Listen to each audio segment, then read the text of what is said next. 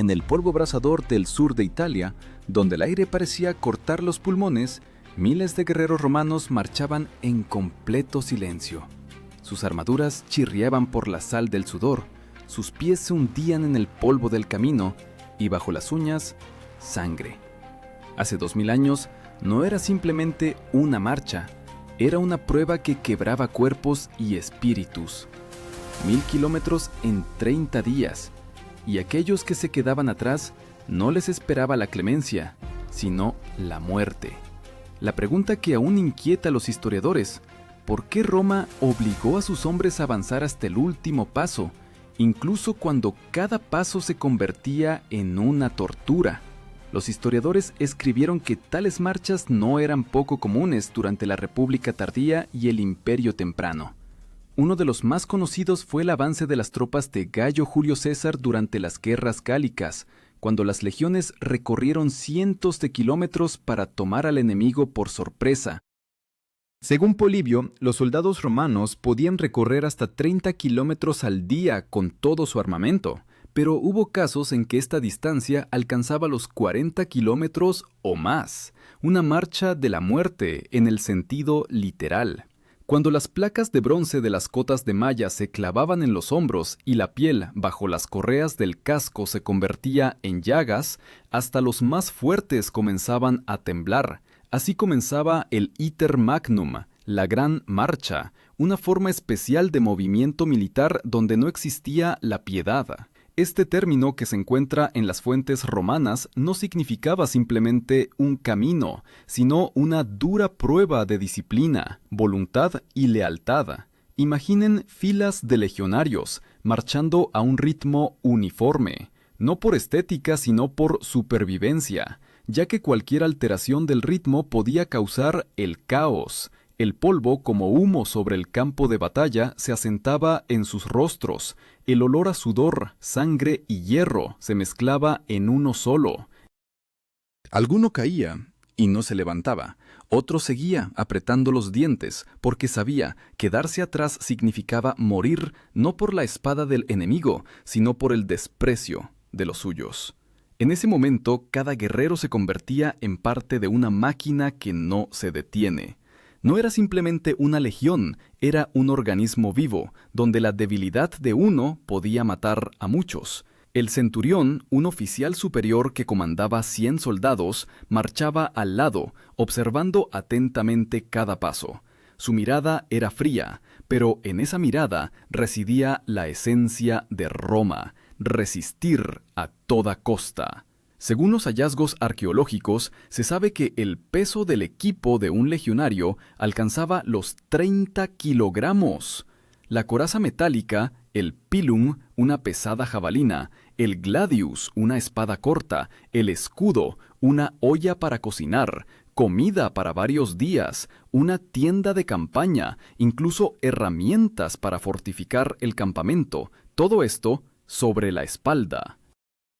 Se llamaban a sí mismos Muli Mariani, mulas de Mario, en honor al reformador Gayo Mario, quien por primera vez obligó a los soldados a llevar todo su equipamiento por sí mismos. Así desapareció el lujo de los convoyes y comenzó la era de los monstruos de marcha. Hombres capaces de ir del mar a las montañas sin dormir ni descansar. Con cada kilómetro el camino se convertía en un juicio.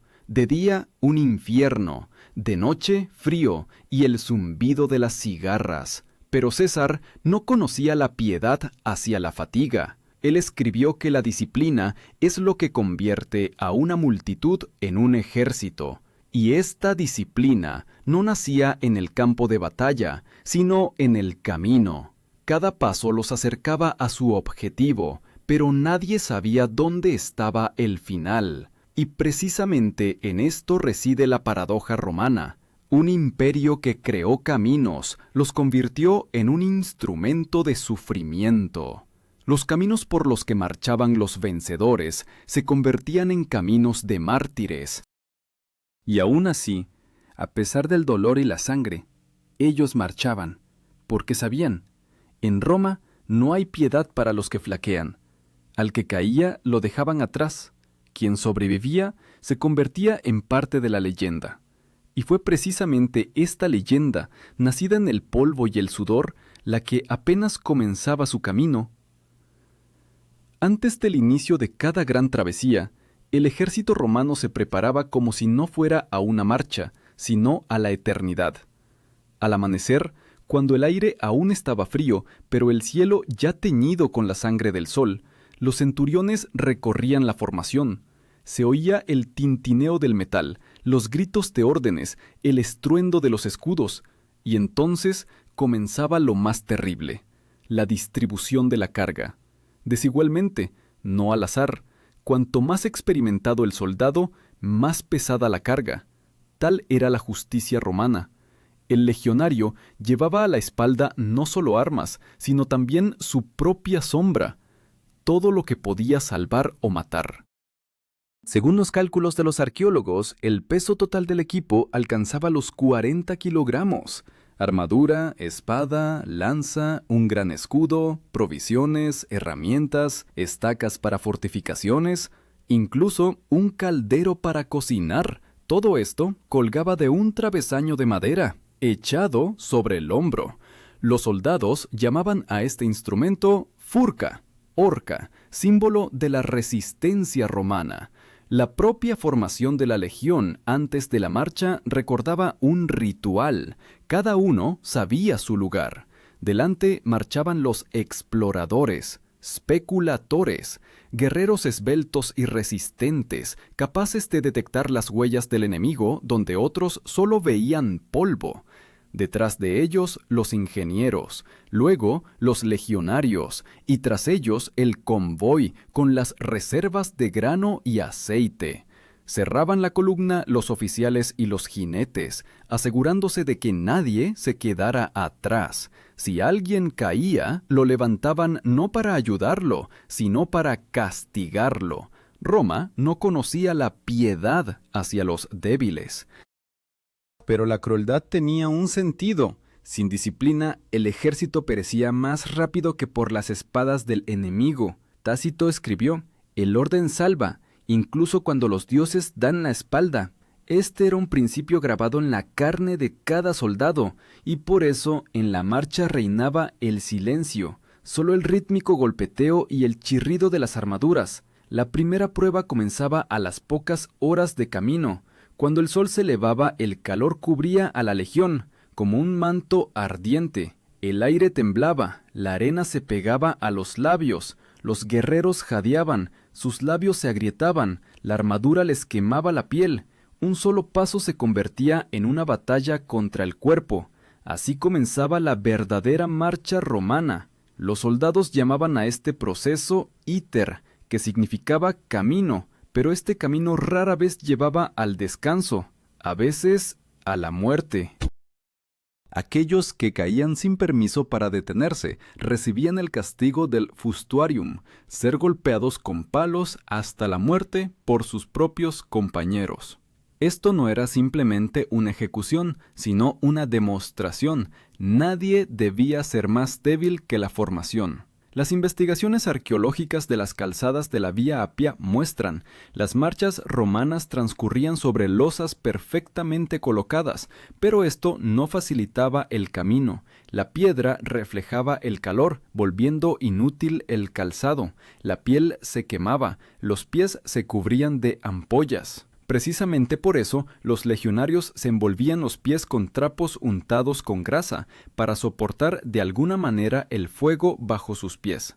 Y aún así, a pesar del dolor, reinaba el orden en las filas, la razón, un sistema férreo de señales.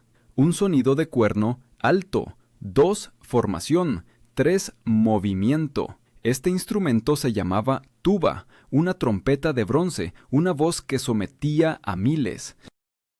Incluso en una tormenta o una tormenta de polvo, este sonido era audible y la legión continuaba marchando, como un solo cuerpo. Pero lo más terrible no eran el calor y el cansancio, lo más duro, la noche. Después de 20, a veces 30 kilómetros, los soldados montaban el campamento, sin descanso, sin sueño. Cada uno montaba su tienda, cavaba una zanja, levantaba un terraplén, Así se creaba el castrum, el campamento de marcha romano, estricta geometría, calles rectas, 4 salidas, siempre orientadas a los puntos cardinales.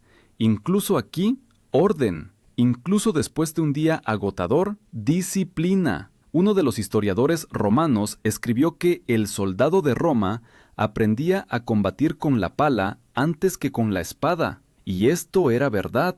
Un legionario incapaz de construir un campamento era considerado inútil, porque para Roma la supervivencia era parte de la estrategia, no una debilidad. Una vez terminado el campamento, cuando las antorchas iluminaban las esquinas, comenzaba una cena breve: pan de espelta, un poco de aceite, agua, a veces vino si había sido un éxito. Esta ración se llamaba cibus militaris, escaso pero suficiente para aguantar hasta el día siguiente. Y de nuevo la marcha, de nuevo el camino, de nuevo la prueba. Así transcurría la preparación para el gran camino.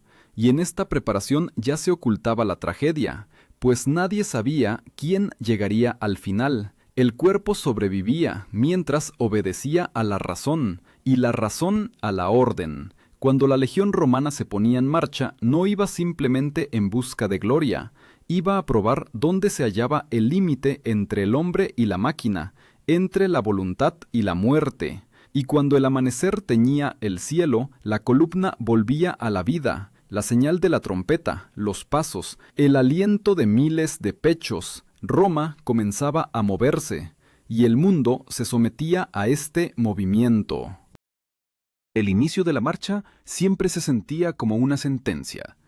Cuando sonaba la tuba de bronce, la tierra parecía detenerse. Los legionarios levantaban los travesaños con sus pertenencias, ajustaban las correas, enderezaban la espalda y marchaban. Ni una palabra, ni una queja.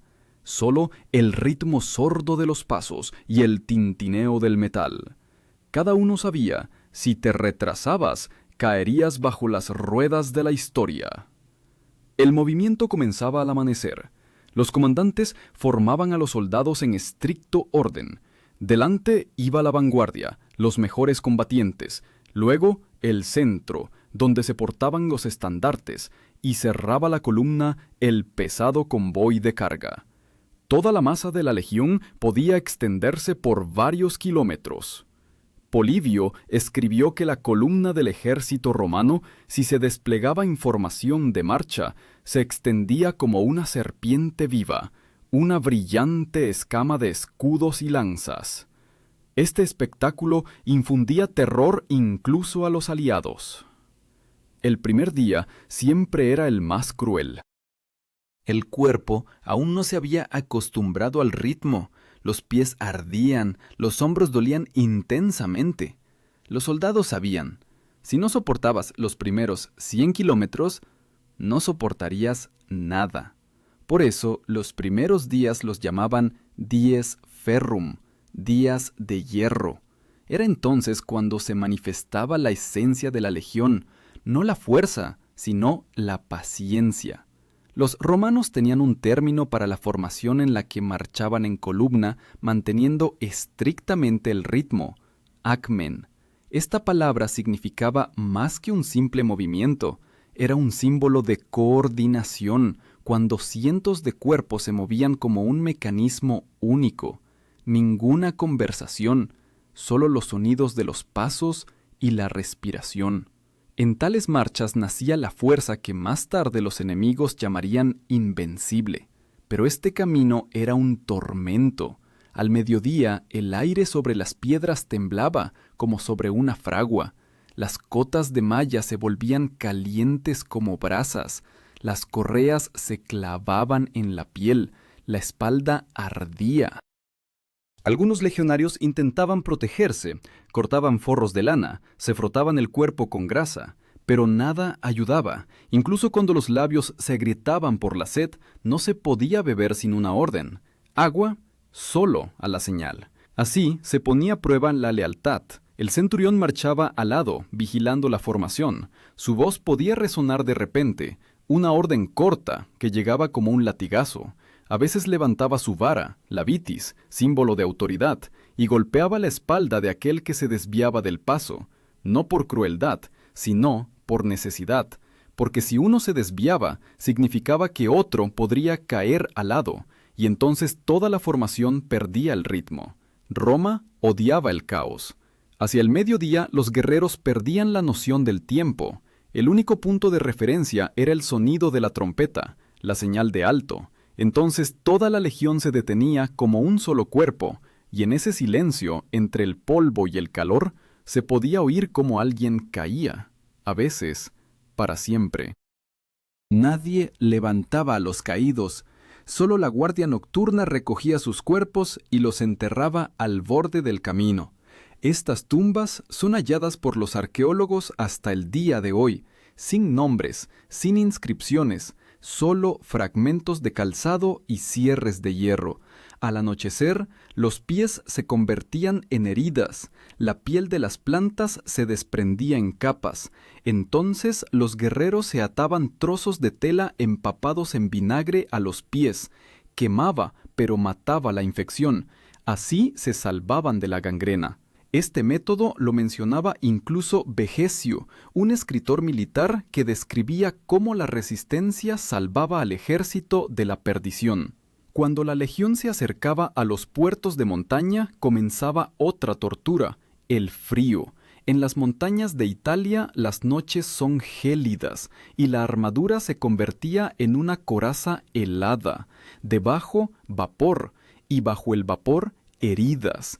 Pero nadie se quitaba la armadura. Quitársela significaba no estar listo para la batalla. Incluso el sueño era corto. 3 horas, luego cambio de guardia. A veces se encontraban con los lugareños en el camino. Salían a ver la legión como un milagro, una enorme columna de hombres y acero, moviéndose en absoluto silencio. A los niños se les prohibía gritar. Decían que los romanos escuchaban el miedo. Pero no solo el miedo acompañaba a estos guerreros. En algún lugar muy dentro crecía otro sentimiento, el orgullo. Cada uno entendía que estaba recorriendo un camino por el que habían pisado sus ancestros. Estos caminos, viae, eran las arterias del imperio, y caminar por ellos significaba ser parte de algo eterno, y aún así no todos llegaban. Según datos de historiadores modernos, en las largas marchas las pérdidas podían alcanzar el 10% del personal. Esto no era el enemigo ni la enfermedad, simplemente el camino. El peso, el calor, el cansancio. Roma pagaba con vidas por el movimiento, pero precisamente este movimiento creaba el imperio. Cuando el sol se inclinaba hacia el ocaso, la trompeta volvía a sonar, señal de alto. Los guerreros se formaban, montaban el campamento, clavaban los estandartes en la tierra. Un día terminaba, comenzaba otro. Y cada nuevo día era un paso hacia el límite de las capacidades humanas, y en algún lugar más allá, tras el polvo del horizonte, ya comenzaba lo que pasaría a la memoria como la verdadera marcha de la muerte romana. En la 4ª semana de camino, Roma dejaba de ser una ciudad para ellos, se convertía en una idea. Todo lo que rodeaba a los legionarios se reducía al camino, al paso y al dolor. Cada mañana el número de guerreros disminuía.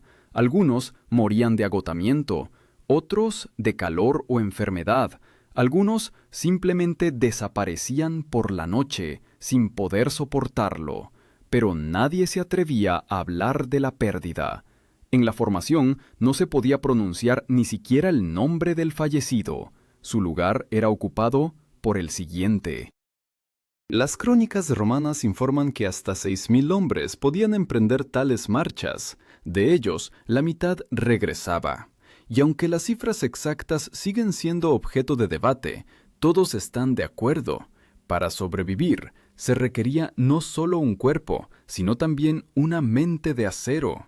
Los psicólogos modernos lo llamarían un trance de marcha, cuando una persona deja de sentir dolor y se mueve por inercia. Los romanos lo llamaban constantia, firmeza de espíritu, una de las principales virtudes militares. Aquel que marchaba al lado ya no era un camarada, era un espejo de tu debilidad. Cualquier intento de ayuda podía costar la vida a ambos. Cuando alguien caía, los demás solo apretaban los dientes con más fuerza y seguían adelante. Esto no era crueldad, sino una ley. Según Livio, el soldado romano debía temer la deshonra más que la muerte. Al 30º día de marcha, las piernas no obedecían, la mente se nublaba. Cada paso se convertía en un desafío a uno mismo. Los guerreros exhaustos, para no caer, se aferraban a sus lanzas, como si fueran muletas. Algunos ataban los escudos a la espalda con correas para no tener que llevarlos en las manos. Pero lo más terrible comenzaba cuando desaparecía el agua.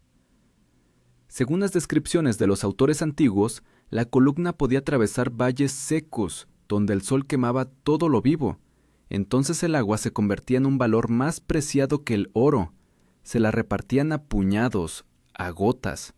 Si alguien intentaba beber sin permiso, el castigo era uno solo: la muerte. El agua no pertenecía al hombre, sino a la legión.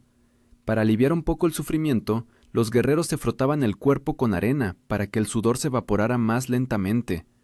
Olía a sangre, hierro y sudor.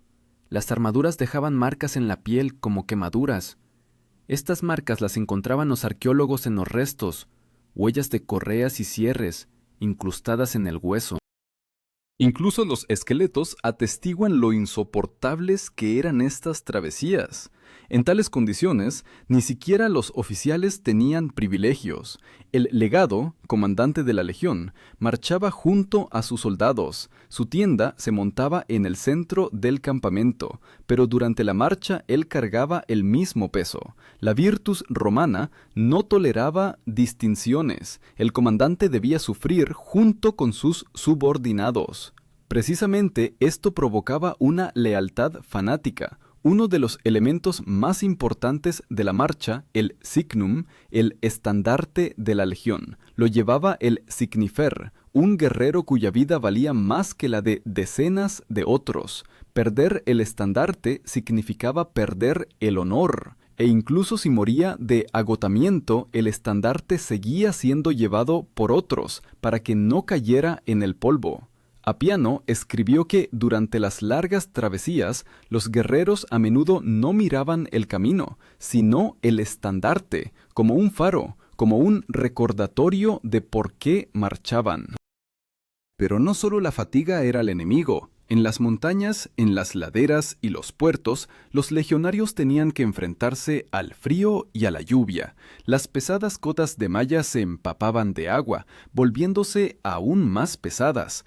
A veces la armadura se congelaba en la piel. Los soldados encendían hogueras para secarse a sí mismos y sus armas, pero el humo asfixiaba y el tiempo de descanso era corto. Los centuriones los obligaban a moverse de nuevo, pues una legión detenida es una legión muerta. A veces marchaban de noche para evitar el calor, entonces el camino se convertía en una pesadilla. Solo el parpadeo de las antorchas, el sordo golpe de los pasos y las sombras deslizándose por los arcenes. En la oscuridad era fácil perder la formación, pero incluso entonces el silencio se mantenía. Roma no se permitía el caos, ni siquiera en la oscuridad más profunda. Las investigaciones arqueológicas muestran que en las rutas de tales travesías a menudo se encuentran fragmentos de calzado, puntas de lanza, huesos carbonizados, todo esto rastros de personas que no llegaron. Los historiadores debaten si esta marcha fue un intento de demostración militar o una huida desesperada, pero una cosa se sabe con certeza: se convirtió en un símbolo de resistencia que transformó a los hombres en leyenda. Con cada día, la legión se convertía en una sombra de sí misma. De 6.000 quedaban 4, luego 3. Los rostros se cubrían de sal de sudor, los ojos enrojecían por el polvo, la respiración se convertía en un silbido, pero cada uno sabía: si caes, no te levantarán. Si sobrevives, te convertirás en parte de la eternidad. Y cuando finalmente aparecieron los muros de la fortificación más cercana, nadie se alegró. La alegría se había ido junto con la debilidad. Solo quedaba el vacío, frío, pesado, como el hierro. La marcha de la muerte romana no terminaba con la victoria, sino con el silencio. Pero precisamente este silencio hizo a Roma inmortal. Cuando los últimos destacamentos de legionarios alcanzaron el final del camino, la tierra bajo sus pies ya no se sentía firme, parecía viva, respirando dolor. Cada paso resonaba en los huesos como un golpe de martillo. Los hombres marchaban solo por el recuerdo del deber.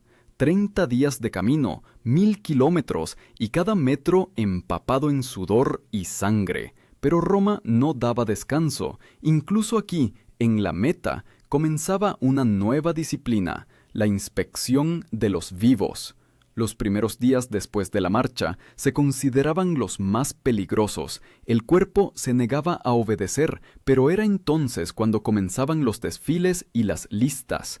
Los oficiales contaban a los supervivientes, redactaban informes, anotaban las pérdidas. De 6.000 soldados, según los registros de los autores antiguos, podían regresar poco más de 4.000.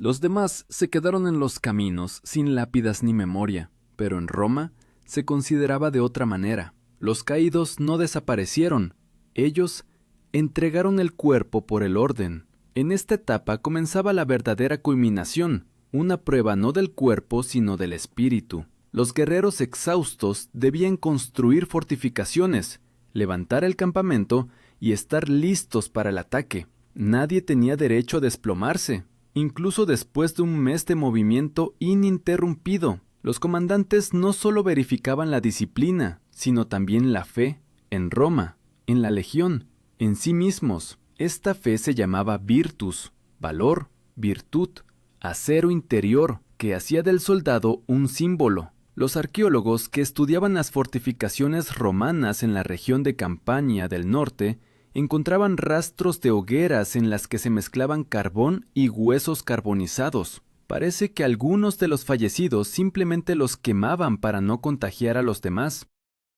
Este olor, mezclado con el hedor a metal quemado, se cernía sobre los campamentos durante semanas. La muerte en Roma no era una tragedia, era un orden.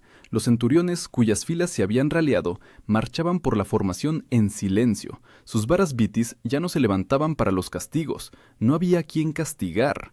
Solo los ojos, rojos por el cansancio, vigilaban que los restantes se mantuvieran firmes. El que sobrevivía no se enorgullecía, simplemente respiraba. Y aún así, precisamente esta respiración se convertía en la prueba de que la máquina de hierro de Roma todavía funcionaba. Los historiadores consideran que tales marchas no eran solo una prueba de resistencia, sino también un método de endurecimiento psicológico. Según Goldsworthy, el ejército romano no creía en el descanso, creía en el hábito del sufrimiento. El soldado debía estar preparado para el hecho de que el enemigo no era una persona, sino el propio camino. Y el que venciera al camino, vencería todo lo demás. Por las noches, cuando el campamento se sumergía en el silencio, se podían oír toses y gemidos, pero nadie hablaba del dolor. Los guerreros solo afilaban sus hojas, los cortos gladius ya oxidados por el sudor y la lluvia. Para ellos era un ritual, una forma de recordarse a sí mismos que todo no era en vano, pues el camino no era simplemente un movimiento hacia un objetivo, era un acto de sacrificio, y el sacrificio requería conciencia. Entre los hallazgos relacionados con tales travesías, los arqueólogos a menudo encuentran pequeñas figurillas de dioses, Marte, Mercurio, Hércules. Los soldados las llevaban en sacos, como amuletos. Quizás esto era lo único que les daba esperanza. Y cuando después de la marcha tales figurillas se colocaban en el suelo, esto significaba que la petición había sido escuchada.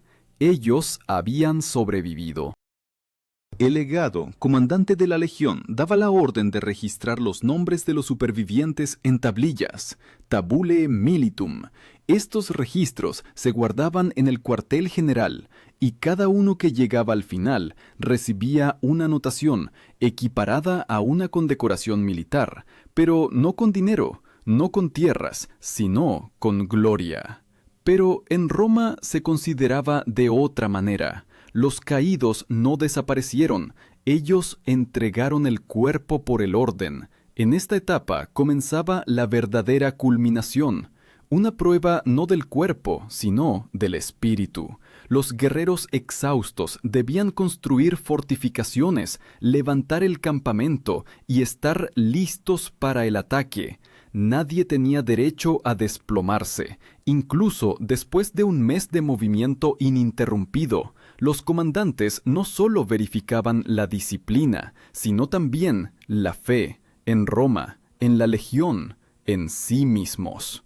Esta fe se llamaba virtus, valor, virtud, acero interior, que hacía del soldado un símbolo. Los arqueólogos que estudiaban las fortificaciones romanas en la región de Campania del norte encontraban rastros de hogueras en las que se mezclaban carbón y huesos carbonizados. Parece que algunos de los fallecidos simplemente los quemaban para no contagiar a los demás. Este olor, mezclado con el hedor a metal quemado, se cernía sobre los campamentos durante semanas. La muerte en Roma no era una tragedia, era un orden. Los centuriones, cuyas filas se habían raleado, marchaban por la formación en silencio. Sus varas vitis ya no se levantaban para los castigos, no había a quien castigar. Solo los ojos, rojos por el cansancio, vigilaban que los restantes se mantuvieran firmes. El que sobrevivía no se enorgullecía, simplemente respiraba. Y aún así, precisamente esta respiración se convertía en la prueba de que la máquina de hierro de Roma todavía funcionaba. Los historiadores consideran que tales marchas no eran solo una prueba de resistencia, sino también un método de endurecimiento psicológico. Según Goldsworthy, el ejército romano no creía en el descanso, creía en el hábito del sufrimiento. El soldado debía estar preparado para el hecho de que el enemigo no era una persona, sino el propio camino, y el que venciera al camino vencería todo lo demás. Por las noches, cuando el campamento se sumergía en el silencio, se podían oír toses y gemidos, pero nadie hablaba del dolor. Los guerreros solo afilaban sus hojas, los cortos gladius, ya oxidados por el sudor y la lluvia. Para ellos era un ritual, una forma de recordarse a sí mismos que todo no era en vano, pues el camino no era simplemente un movimiento hacia un objetivo, era un acto de sacrificio, y el sacrificio requería conciencia. Entre los hallazgos relacionados con tales travesías, los arqueólogos a menudo encuentran pequeñas figurillas de dioses, Marte, Mercurio, Hércules. Los soldados las llevaban en sacos como amuletos. Quizás esto era lo único que les daba esperanza, y cuando después de la marcha tales figurillas se colocaban en el suelo, esto significaba que la petición había sido escuchada. Ellos habían sobrevivido. El legado, comandante de la legión, daba la orden de registrar los nombres de los supervivientes en tablillas, tabulae militum. Estos registros se guardaban en el cuartel general, y cada uno que llegaba al final recibía una anotación, equiparada a una condecoración militar, pero no con dinero, no con tierras, sino con gloria. Roma consideraba la gloria una forma de inmortalidad, y por eso cada paso, cada compañero perdido, se convertía en parte de esa inmortalidad. Tácito escribió que los romanos realizaban las marchas más duras no por victorias, sino por la memoria, porque la memoria en Roma era una forma de poder. La legión que resistía la marcha de la muerte era considerada elegida. Se le colocaba en la vanguardia en futuras batallas, su nombre resonaba en el Senado. Esto era una paradoja, el sufrimiento como camino a la gloria. Cuando finalmente llegó el día de descanso, los guerreros se quitaron las armaduras y por primera vez en un mes sintieron su propio cuerpo, cicatrices, llagas, moratones. Todo esto se había convertido en parte de su nueva piel, pero nadie se quejaba. En los ojos de cada uno se reflejaba el vacío, pero también el orgullo.